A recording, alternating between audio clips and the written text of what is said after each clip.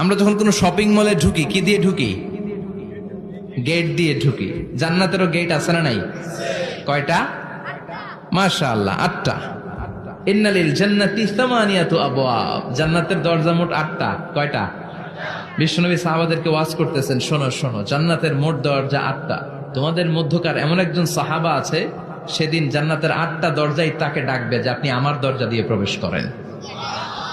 সাহাবারা বললেন, ইয়া রাসূলুল্লাহ, ইয়া হাবিবাল্লাহ, আমাদের মধ্য থেকে ওই সৌভাগ্যবান লোকটাকে একটু বলেন। বিশ্বনবী বললেন, ও আমার প্রাণের সাহাবারা, ওই সৌভাগ্যবান ব্যক্তি হলো আমার হিজরতের দিনের সঙ্গী, আমার বিপদের দিনের সঙ্গী আবু বকর সিদ্দিক। ওনার ব্যক্তিত্ব আল্লাহর কাছে এতটাই গ্রহণযোগ্য যে জান্নাতের 8টা দরজাই ওনাকে ডাকবে, আসেন। ওইটা না, ওইটা না, আপনি আমারটা দিয়ে ঢুকেন। সুবহানাল্লাহ পড়েন। আমরা কি চাই না যে আমরাও এই 8টা দরজা দিয়ে ঢোকার সুযোগ আল্লাহ করে দেখ? চাই কি চাই না?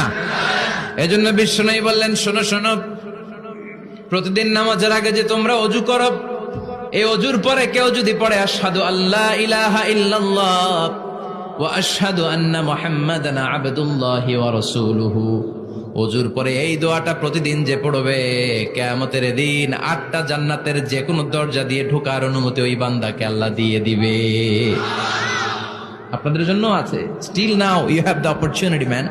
এই সুযোগ, চান্স আপনার জন্য আছে। ছোট্ট আমল, প্রতিদিন ওযু তো করাই লাগে না আমাদের জন্য। এই ওযুর পরেই এই শাহাদাতের বাক্যটা পাঠ করলে 8টা দরজা দিয়ে ঢোকার অনুমতি আপনাকে দিবে কে?